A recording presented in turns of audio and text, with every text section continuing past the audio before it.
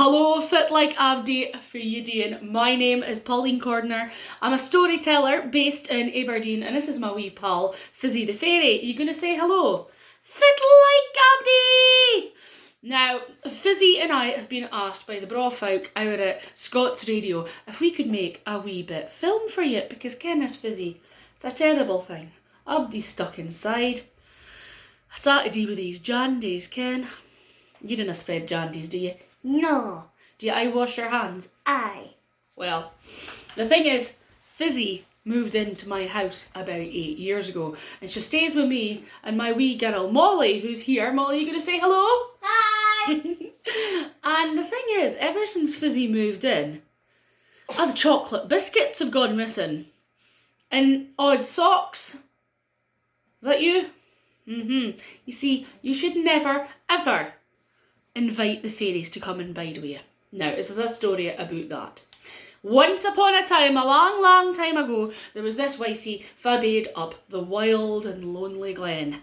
Now, there was only 2 hooses in the wild and lonely glen. There was hers and there was our neighbours. Now, she had 7 children and her husband was awa working. So the place was in half a state. It was like my house. There was socks hanging off the top of the wardrobe. There was biscuits, crumbs, why I were the flare. And one day she said to the Bairns, "You lot, out. I'm wanting to tidy up the house." Well, she started tidying Fizzy. And nae matter fit she did, she was getting nae why. She would try and put the books away, but up in the shelves, she would find a sock. So she went to put the sock away into the basket. And in the basket, there would be an oat cake or a bannock or something. She was scooping up the crumbs for that to put them outside to the birdies. And there she would notice, the welly boots at her, the flares. Now, she'd sent the kids outside. Well, she did this. And she was just going crazy. So she said, you know what she said? Aye. You do. Of course you do. She said something you should never say. She said, I wish the fairies would come and help me tidy up. And then she put her hand over her mouth, because you should never invite the fairies in. But somebody had overheard. There was a wee fairy sitting outside her house. And that fairy went up the wild and lonely glen and down, down, down into fairyland, where the fairy shouted, "Fairies! Come on, awa! We've got an invitation!" And all the fairies ran and picked up their spoons and tucked them into their pockets. Now, all fairies carry a spoon with them, and you'll find out why. Well, they went up, out of fairyland, down the wild and lonely glen, and turned up at the wifey's house, going, "We're here!"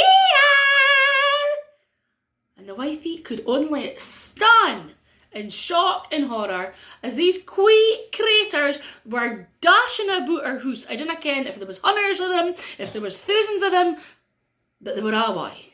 And they were scrubbing, and they were washing, and they were dichting, and they were putting things away. And then they came to the table. Now, the table was all clarty.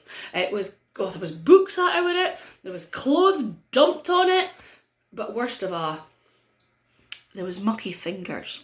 It was just bark. It was disgusting. And the fairies got out their special cleaning cloths. And what did they start to do? We cleaned and we went, la-dee-dee-dee-dee-dee-dee.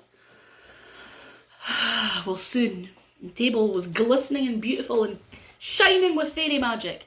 But then the fairies got their spoons out and they wrapped them off the table, and they just said this: "Cream, cream, cream, cream." And the wifey said, "Fat?"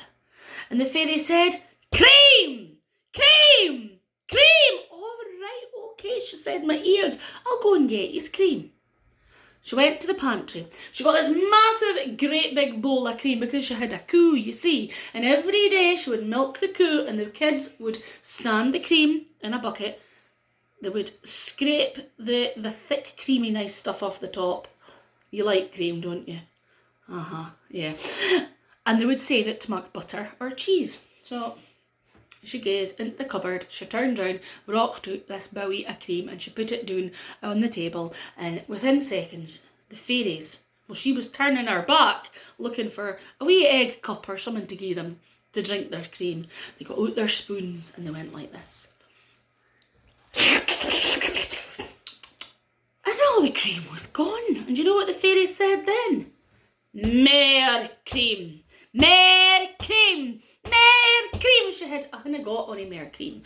Anyway, this was still a mess. So the fairies got to tidying again. And this time, it was, the washing was done, the plates was put away, and then they started cleaning the chairs because they were dirty as well. Soon the chairs were glistening with fairy magic, and the fairies sat down and they said, cream! Cream! I hadn't got any more cream. Well, you'd better go and get some, said the fairies. So she went through and asked her neighbour. Hello, if I'd like wine for you day in the day, said the neighbour. You haven't got any cream I could borrow, have you? Said the lady.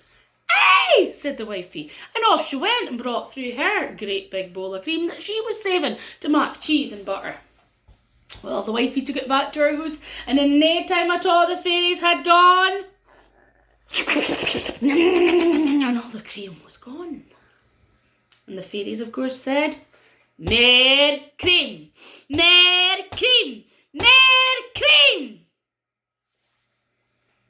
The wifey said, I haven't got any more cream. Anyway, this house is a mess. So off went the fairies once more, and they were dichting and dusting, and the stir that they made, but it was soon sparkling, especially the rug on the flare.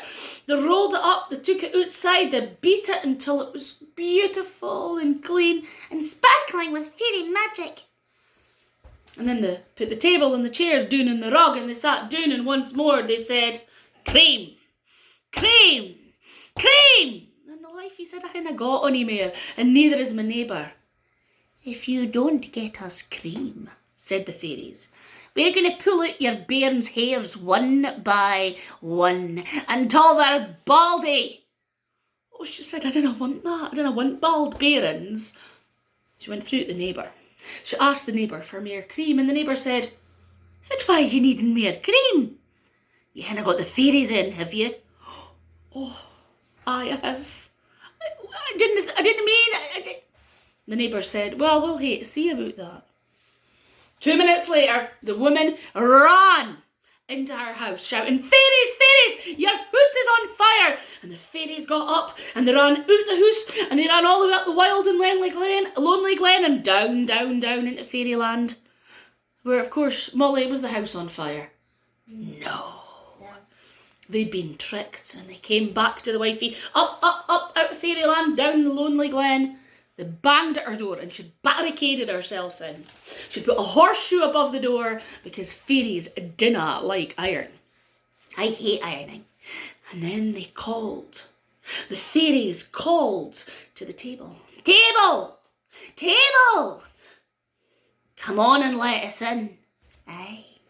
What happened, Fizzy? Well, the table grew feet on its legs and it ran over and tried to open the door. But the lady and the children who were in by this point, they took all their toys and all their clothes and they threw it all over the place, and they took jam and they took bannock crumbs out of the place. There was even a wee boy with a wee bogey wiped on the table, and it was filthy and it wasn't full of fairy magic on him either.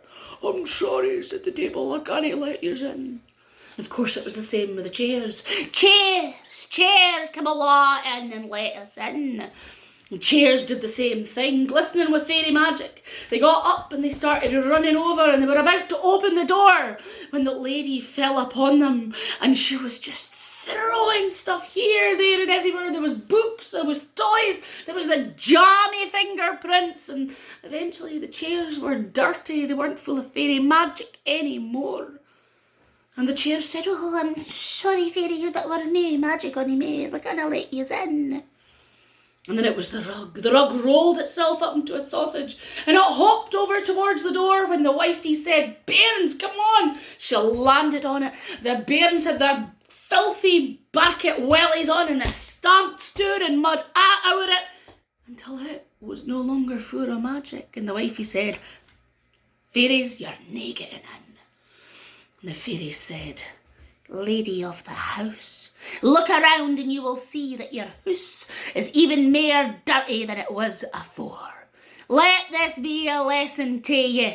Never, ever invite the fairies into your house unless you can give us cream, cream, cream, cream. And the fairies went off the wild and lonely glen and never came back. They never pulled our children's hairs out one by one. But because she was a nice wifey, every time she was making fairy cakes, what did she do? She left some for them. She put lots and lots of sugary, tasty cream, which she spread over the top, and she put them up at the top in the fairy mound, especially for the fairies. Did you like that story, Fizzy?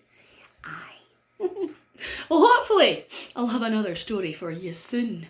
So take care, look after yourselves, and Cheery bye! ta-ta!